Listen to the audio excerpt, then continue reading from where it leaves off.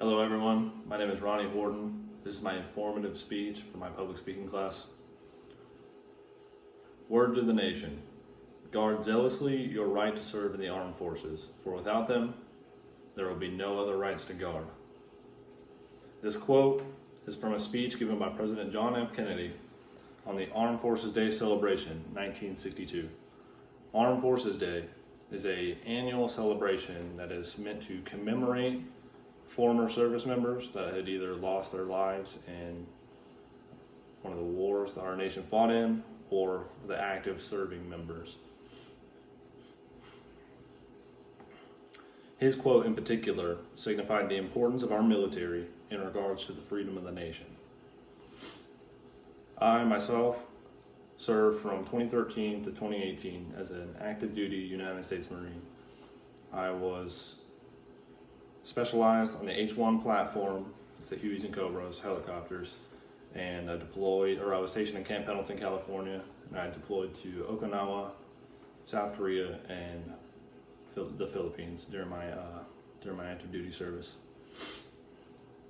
Today, I'm going to discuss the purpose, date of establishment, general history, and structure for each individual branch in the United States military, beginning with the first established branch, the United States Army.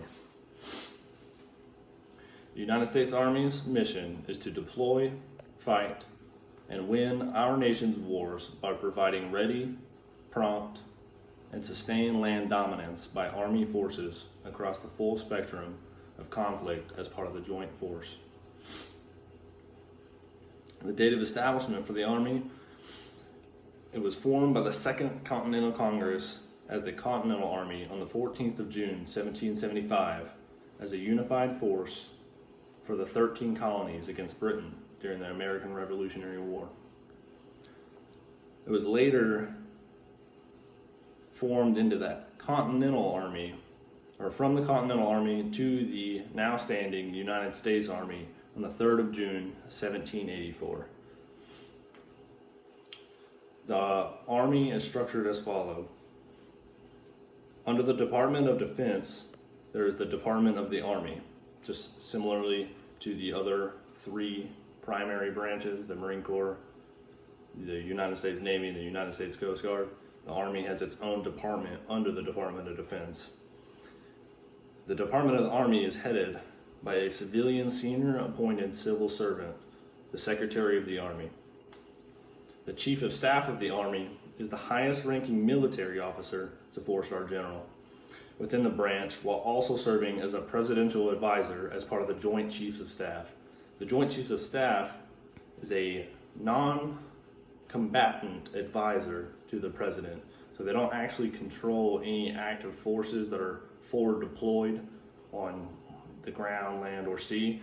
They just serve as a general advisor to the president, as basically the most knowledgeable person within that branch. They are the highest ranking commissioned officer after all. The Army consists of two reserve components, the U.S. Army Reserve and the Army National Guard. There's two key differences between the two. The Army Reserve is subjected under Title 10 of the United States Code, which outlines the role of armed forces in the United States Code and provides legal basis for the roles, missions, and organization of each branch. Title 32 of the United States Code outlines the Army National Guard. So in this code, it basically designates the fact that the Army National Guard is unique to each state within the United States. Like every state has a National Guard. So with that being said, the National Guard for each state is under territorial and state-controlled government unless otherwise directed by the President of the United States. That's if we have like a national disaster or a foreign attack on our nation. The second most senior branch within the United States military is the United States Navy. The purpose of the United States Navy is to recruit, train, equip, and organize to deliver combat-ready naval forces to win conflicts and wars while maintaining security and deterrence through sustained forward presence. The date of establishment was formed by the Second Continental Congress as the Continental Navy on the 13th of October 1775, though shortly disbanded afterwards, after the American Revolutionary War. The U.S. Congress then passed the Naval Act of 1794 to reestablish the branch as the current modern United States Navy. The structure of the Navy is as follows. They are, again, under the Department of Defense as the Department of the Navy. They're headed by the civilian, senior appointed civil servant, the Secretary of the Navy, SecNav.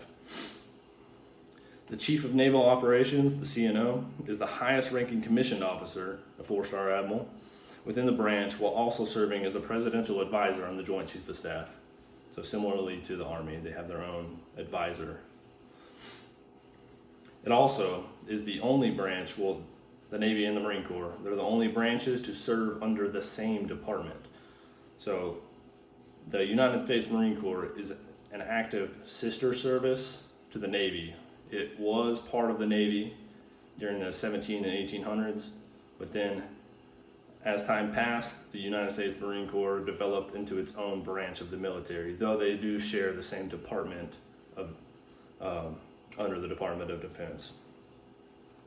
And the Navy also consists of the Navy Reserve. The third most senior branch, and the third to be established, is the United States Marine Corps. The purpose of the United States Marine Corps is to provide swift, expeditionary force and forward deployment to win our nation's battles swiftly and aggressively in times of crisis.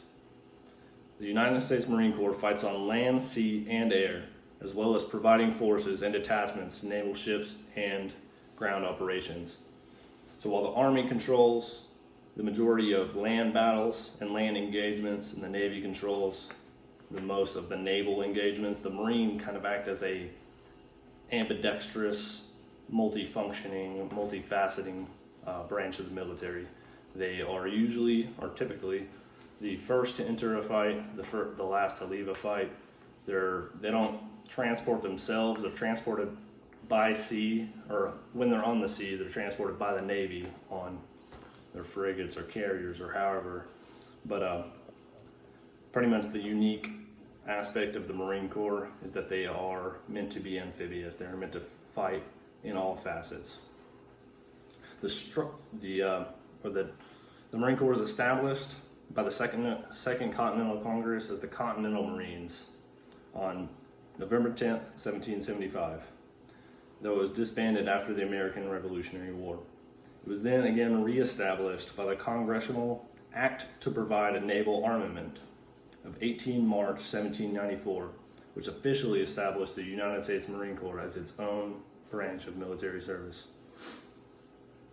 The Marine Corps is also a part of the Department of Defense, though like I said earlier, it is part of the Department of the Navy. So like the Navy, it also is headed by the Secretary of the Navy, who is the most senior civilian appointed member of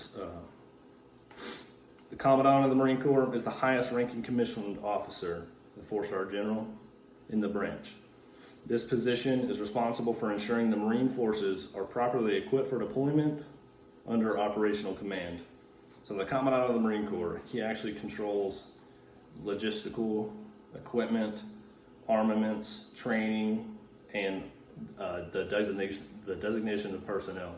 So within the Marine Corps specifically, there is the operational command and then the combat command. The Commandant of the Marine Corps he oversees it all. The Marine Corps is also comprised of 3 categories of operating forces. The Fleet Marine Forces, FMF, usually referred to as FMF. The Marine Security Forces, who actively guard naval and Marine Corps installations. And then the Marine Security Guard. The Marine Security Guard, they are a unique organization under the Marine Corps that guards foreign embassies around the world. So no other branch will guard embassies other than the Marine Corps. So if you ever go to a foreign embassy, expect to see a bunch of Marines. The basic structure of the deployable Marine units are called MAGTAFs, which stand for Marine Air Ground Task Force. which often allows the Marine Corps the unique ability to operate self-sufficiently.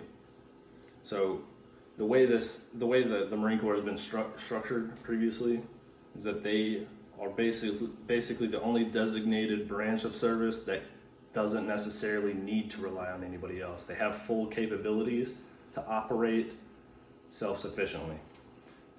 So within the MAGTF, they have the ground combat element, which is your basic infantry, your tank units, so on and so forth. Your aviation combat element, which is your air wing.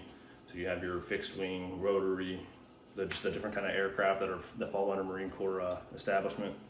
Your logistics combat element, which is your equipment, basically a separate section that makes sure every aviation and ground force has the equipment that they need to complete their mission. And then the command element, which is pretty self-explanatory.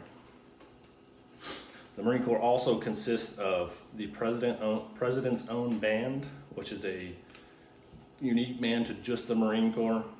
They basically play for all the presidential events or any Arlington National Park cemeteries or funerals, I should say. They're basically the highest military established band within service. Like they go to all the Medal of Honor recipient awards, just so on and so forth. The Marine Corps also has HMX-1, which is the President's own helicopter transport unit. So if there's ever a need for the President to travel short-range flights within CONUS, within the continental United States, he uses HMX-1.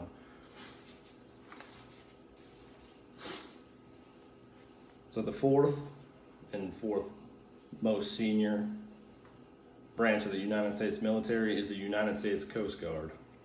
The purpose of the Coast Guard is to serve as a maritime military service, unique among the U.S. military branches for its law enforcement mission with jurisdiction in both domestic and international waters, and a federal regulatory agency mission as part of its duties. The date of establishment was originally formed on the 4th of August, 1790 by U.S. Congress, but then it was later modernized as a merger of the U.S. Revenue Cutter Service and the U.S. Life Saving Service on the 28th of January, 1915. It then made a final merger with the U.S. Lighthouse Service of 1939.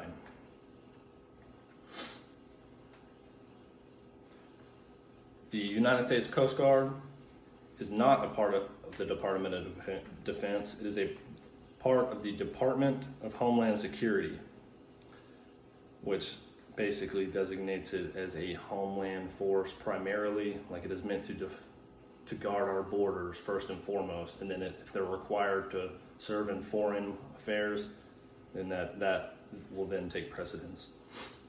The Commandant and Vice Commandant of the Coast Guard are the only members within the branch that are allowed to operate as the highest ranking commissioned officers, which they hold the rank of Admiral. So the Coast Guard is unique because with them being the fourth most senior, they are also the smallest branch after the Space Force. But they were previously the smallest branch. So having two senior commissioned officers like this is very rare. Like normally other branches would have maybe 30 to 40 of these highest ranking officers, with one being billeted the chief position, but the Coast Guard is unique because it only has two.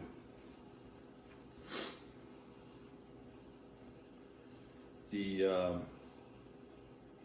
Coast Guard and the Navy are the only two branches within the U.S. Armed Forces that share a different commissioned officer rank structure than the other branches.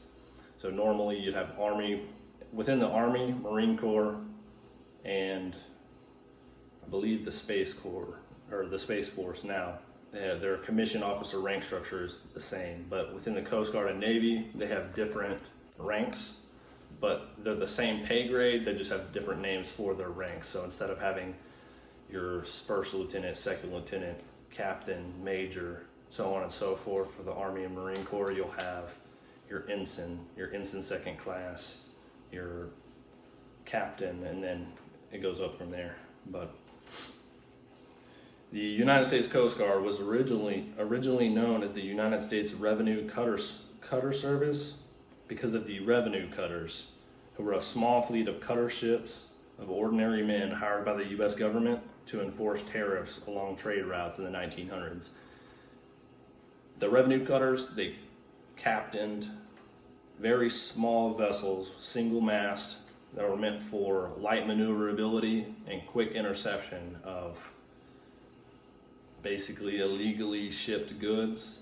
Because at that time period within the United States, a large portion of our revenue as a country, our GDP, was based upon tariffs. So the taxation of the tariffs were very important then. The fifth branch of the United States military is the United States Air Force. The purpose of the United States Air Force is to fly, fight, and win in air, space, and cyberspace. To remain organized, trained, and equipped primarily for prompt and sustained offensive and defensive air operations. The United States Air Force was established as part of the Army on the 1st of August, 1907 as the U.S. Army Air Forces, USAAF. It was then until the passing of the National Security Act of 1947, which then established the Air Force as its own entity on the 18th of September, 1947. The United States Air Force is also a part of the Department of Defense as the Department of the Air Force. It is again headed by the senior civilian appointed civil servant, the Secretary of the Air Force, and its highest commissioned ranking officer is the Chief of Staff of the Air Force, who also serves on the Joint Chief of Staff. The Air Force is also comprised of two reserve components similar to the Army. They have their Air Force Reserve Command and their Air National Guard. These two individual entities will fall under those title codes that I mentioned previously.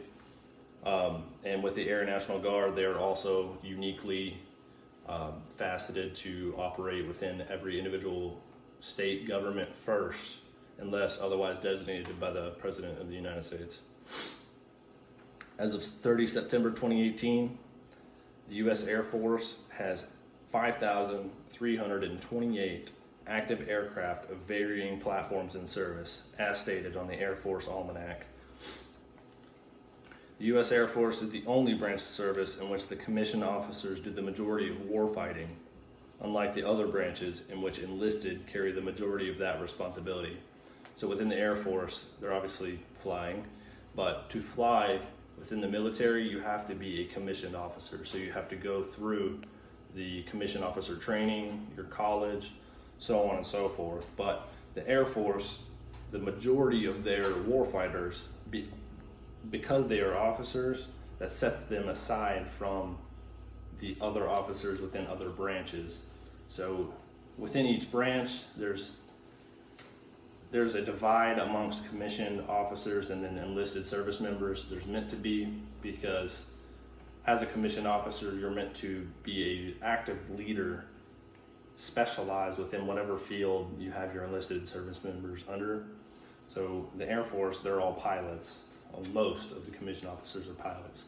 So they fight wars, which it's really honorable as a branch, because normally the remainder of the Air Force wouldn't serve an active combat role, with exceptions like their special forces. But a lot of their enlisted service members don't actively serve in combat. They're more of a backup unit, or they're meant to supplement the commissioned officers that are flying active missions.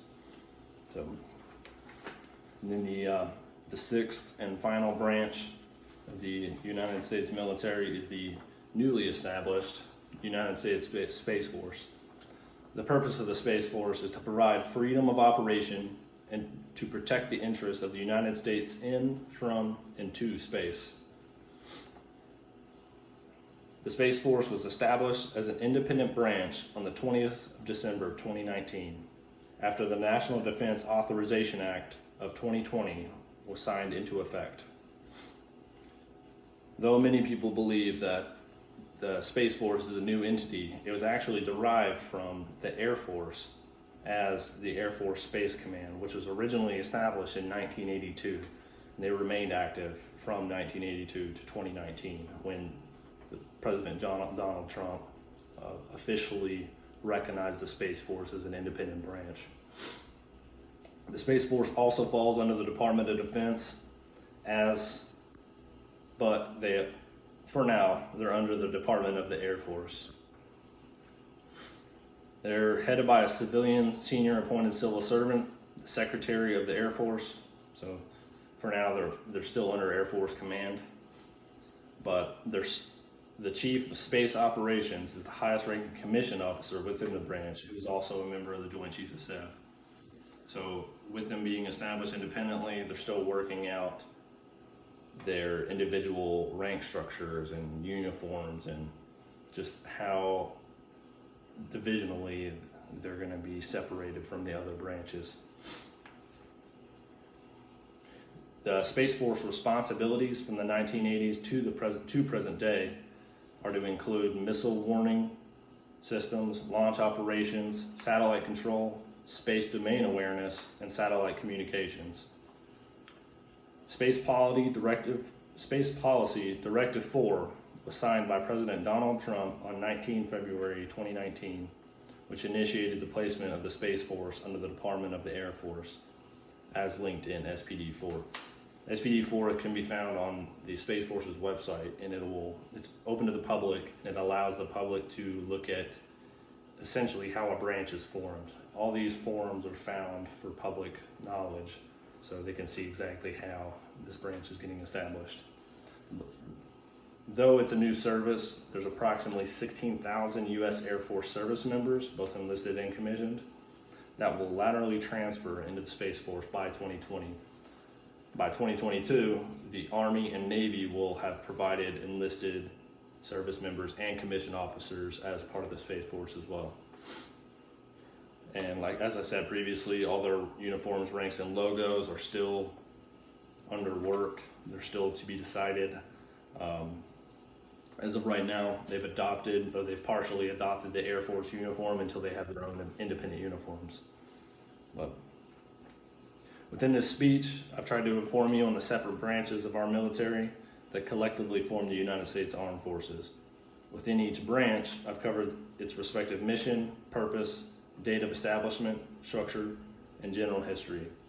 I hope that you all have taken some of the information I've delivered to you and then actively learned something. I know that before I joined the Marine Corps, I didn't know anything about the military. I didn't know enough, I felt like, at the time. So I just joined the branch that I thought was right, what I thought was right for me, which I feel like I made a good choice. But if I could go back, I would definitely educate myself more, because there's a lot of things that I didn't fully understand until I was in the boots of the service member on deck.